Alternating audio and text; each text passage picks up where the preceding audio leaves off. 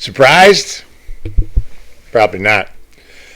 Probably because no way to be surprised when I've been coming at you like daily, every day, for the last couple weeks anyways.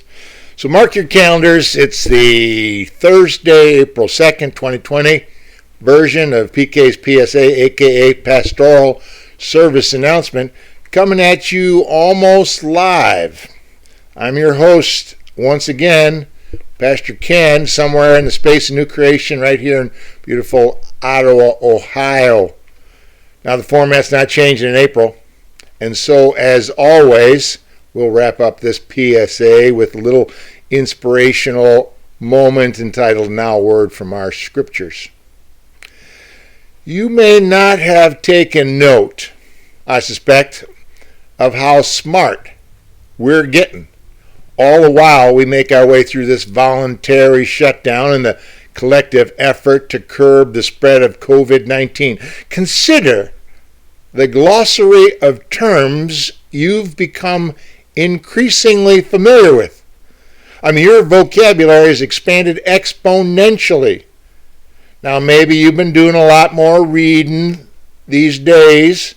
The experts always say the more reading we do, the more verbose we can become. Sorry, that's not a very nice way to put it. Actually, the more reading we do, the greater our mastery of the English language as our personal thesaurus becomes voluminously enhanced. We're tossing out heavy-hitting words that flow out of our lips like sanitizer out of a pump bottle.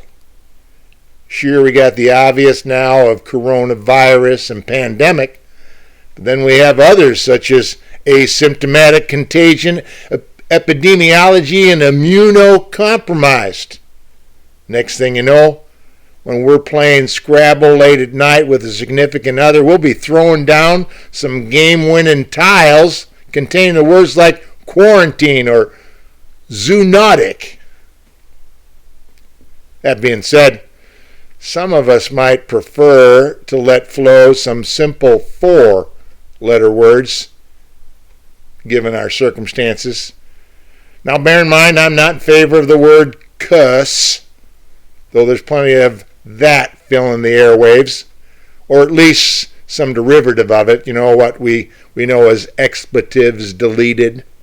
You'll be happy to know I got cleansed of my potty mouth back on May 1st, 1977. I was pretty good at it before that, but God decided to rid me of it cold turkey one night. From that moment on, I had to learn to express my displeasure or disgust in more creative, or shall we say, in more poignantly eloquent or linguistically stylistic fashion.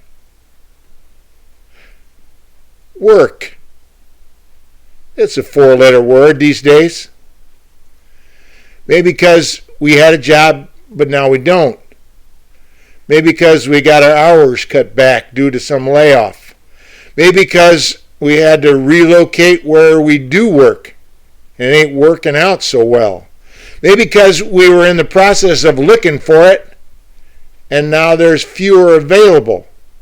Heck, it could be that we had one lined up, but had to wait to start because of these restrictions that's going on.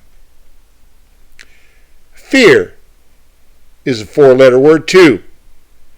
Well, all this news of the spread, the uncertainty of the virus timeline, the worry of whether or not we or somebody we know or love might have contracted the virus, fear is for real when we read about those bad numbers going on for people and populations, or even those bad numbers going down in places like the stock market and the bottom line of companies. Tire is another four-letter word. No, not the rubber things we got on our cars. Thanks to this virus, they'll be getting an extended life since we haven't been driving around on them all that much. No, I'm talking about tire of all the craziness we're going through. How we tire of the stress, the strain, the worry, The information overload, the bad news, the prolonging, the mandates, even the malaise of it all.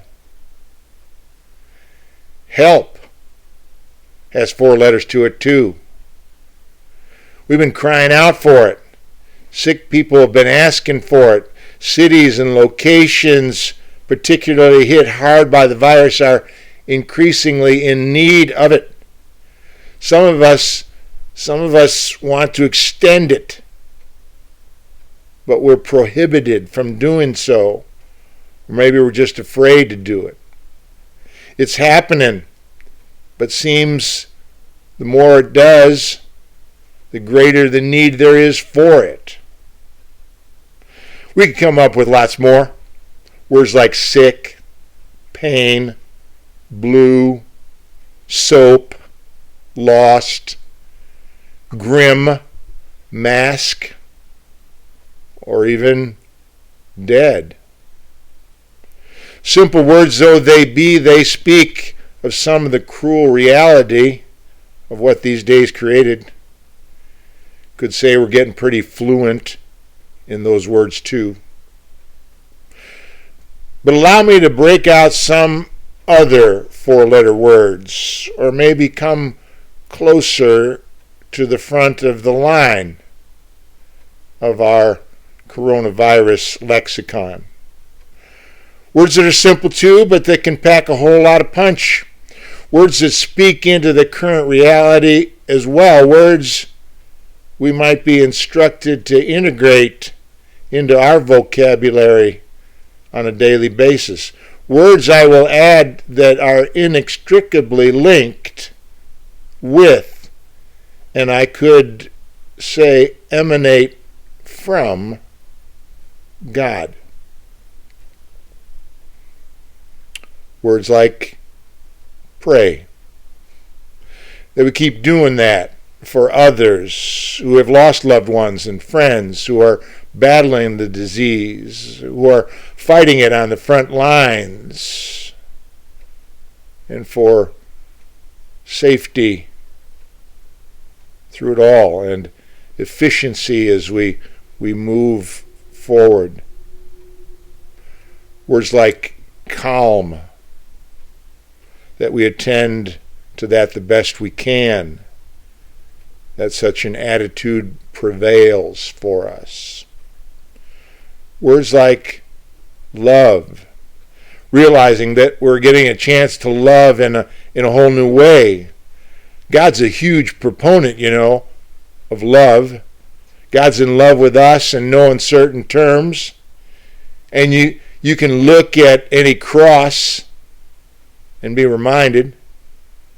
But God was also an advocate of the love of neighbor. It's right there next to the greatest commandment. Love your neighbor as yourself. We're getting a chance to love and care for our neighbor in ways that we never imagined. We're touching them with love, oddly enough, by not touching them at all.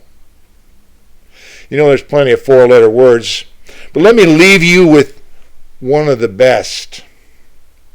It's the word hope.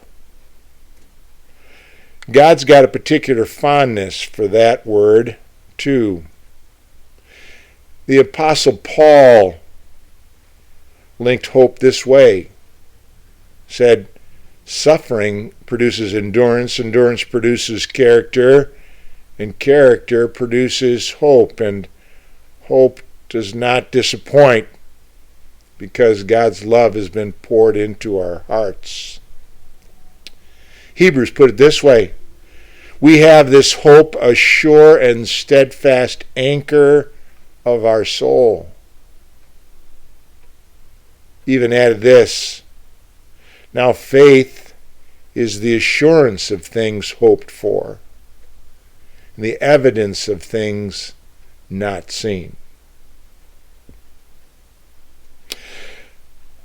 That's enough for now. Thanks for listening. Until next time, remember, fear not tomorrow. God's already there. Stay safe, stay healthy, stay praying, Stay hoping too.